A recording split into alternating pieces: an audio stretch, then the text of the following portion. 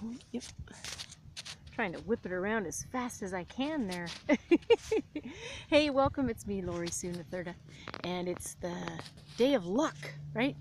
Happy St. Patrick's Day. And I'm actually reading in in Sarah's book again today, Jesus Calling. And she reads from Philippians 4, verse 19, and 2 Corinthians 5, verse 7. As you sit quietly in my presence, remember that I am a God of abundance. I will never run out of resources. My capacity to bless you is unlimited. I love that. You live in a world of supply and demand where necessary things are often scarce. Even if you personally have enough, you see poverty in the world all around you. It is impossible for you to comprehend the lavishness of my provisions, the fullness of my glorious riches.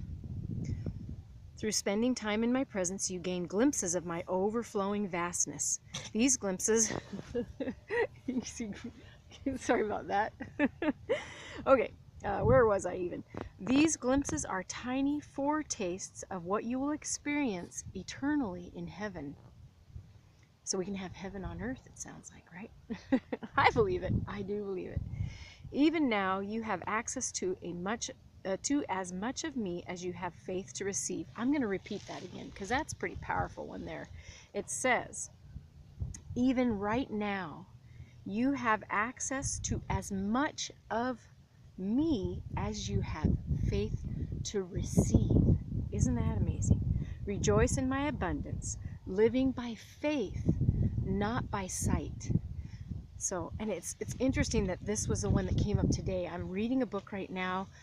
It's Dying to Be Me. Now, interestingly enough, it was in the wrong section at the library. And the books that I was looking for, it was totally out of place. But that title, Dying to Be Me, caught my attention, and I wanted to know more. And now that I'm listening, it's actually on audiobook because I can do that while I'm at work, and you can do that when you're, vacuuming, when you're washing dishes, when there's just, nothing going on. I have to do a little brainwashing is what I call it. I have to put a little bit of good stuff in there. Well, I have to put a lot of good stuff in there so that I'm not just letting my own mind kind of wander and think, because a lot of times thoughts come from all around, and we can have negative. Let me see if you can see that. Can you see that? Oh, it's so small. It's so beautiful. Oh my goodness, it's a beautiful. Yep, it's a red-tailed hawk. Man, beautiful, beautiful. Anyway, maybe he'll fly into the screen again and get close to us. I'm always impressed by them.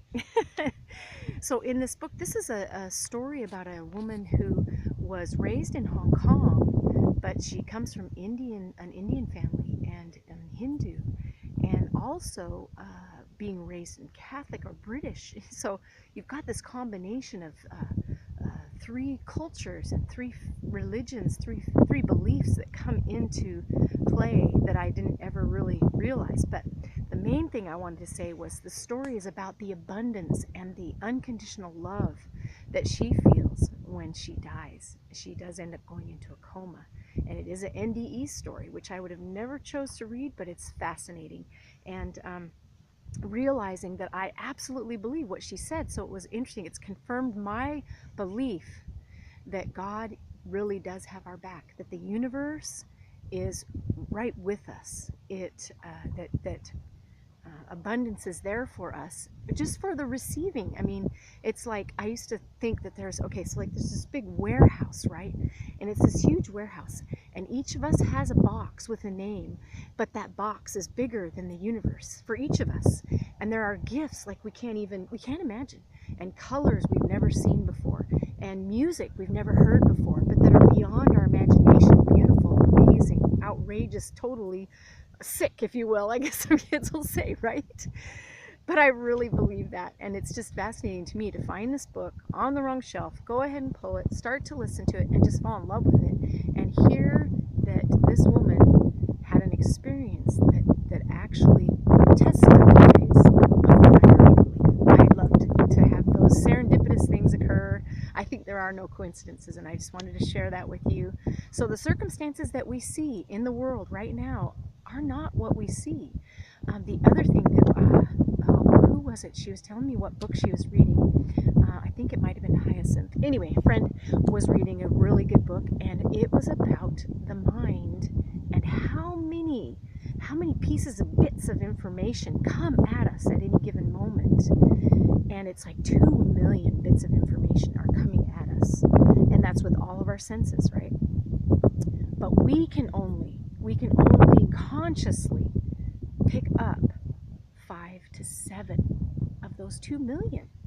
So, my friend, the message is, the millions of things that are going on, only the 5 to 7 that you grab out there, are those reality, or are they your perception? And can you change them by how you feel or what you believe? I believe you can. And better than that, do you want to make sure, because you have every control, it is your gift and divine right to be able to choose those 5 to 7 that you actually bring into your consciousness? I think it's a great idea.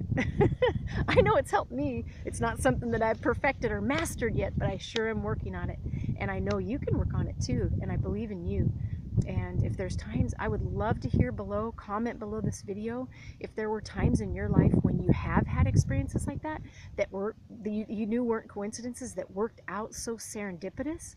I love those stories. I hear about them from other friends and stuff too, and we love to talk about that because that's just so fascinating to me. But I think these lessons come to us, and you get the lesson until you get the lesson. So share with me below, and if you have any desire whatsoever to master yourself, go ahead and come visit me at majesticmastery.com, where there's some more information, and I'm developing a course now so we can do that together. And I just love you, I believe in you, and just make it a great day, and we'll talk to you again soon. Bye-bye.